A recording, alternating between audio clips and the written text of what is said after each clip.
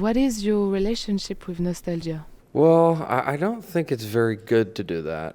I think it's probably not the most healthy way to live your life day to day, but maybe it's a way for me to sort of sort that out about the way that I feel about the future, the way that I feel about the past. I feel like a lot of the times I have a pretty anxious state of mind, and it's writing songs and stuff and recording and writing lyrics. It's a way for me to, take the things that are going on in my head and kind of get them out so that I can try to live more presently actually in my day to day and not kind of be bogged down by those things, but kind of express them and get them out. And sometimes just by like saying them, it allows you to, it kind of frees me up a little bit. It can be dangerous. You don't want to just totally live in the past and be nostalgic all the time. I read that Millie Bobby Brown, one of the main cast members of Stranger Things, didn't know that Yeah. you had a second life as a musician.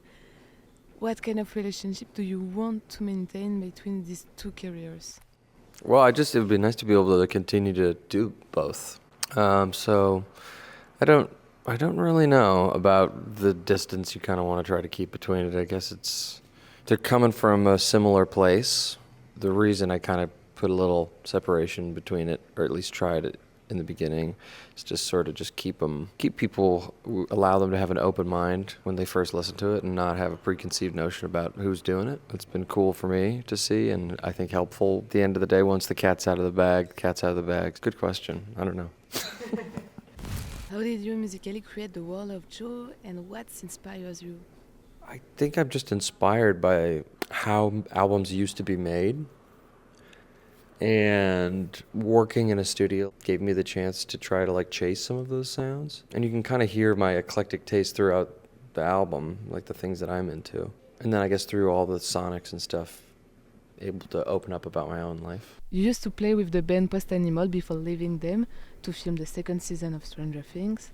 How did you end up playing together again for your album The Crux? We had been talking about it for a while. It's like something that had just kind of gone on. And we kind of wanted to do something, but just we're trying to find the time. And eventually one of us were like, okay, we're going to do it in this month.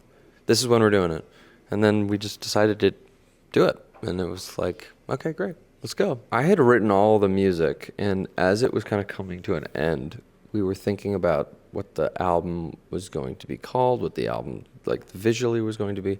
I had written that song called Crux, and was talking with my friend Wes, who plays drums, and he was saying, well, that's actually a pretty interesting word, pretty interesting name. In that conversation, I feel like it kind of like dawned on me, like, oh yeah, that would be kind of it's an interesting visual thing, like just the word itself.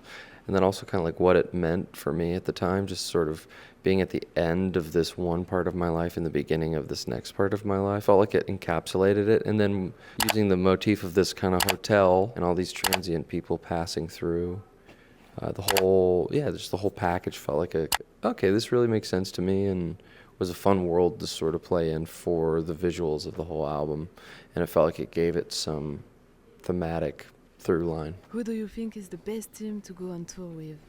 Oh man, the best team? Yeah. Well, the people that we went out with. Our team is amazing. We had such a fun year. It was a big 2025. I will always remember as the year that we went on this big tour. It was great. I have great memories of being here and playing. That my parents came and visited, and we went down by the Seine, and we were by that like island part by the Seine. There's like a tiny little island with a big old willow tree. And we were hanging out underneath this tree. That's an amazing memory that I have. And also just going to a lot of places for the first time as a group. I'd never been to Copenhagen or Stockholm or Warsaw. And being in all these places with everybody and playing these shows. Kind of remember the little teeny times in between as well as the shows. I remember some very high highs. And low lows too, actually. I mean, it was very discouraging at some points. I feel like you're maybe trying your best but unable to do what you really would want to do, trying to get out of your own way and enjoy it.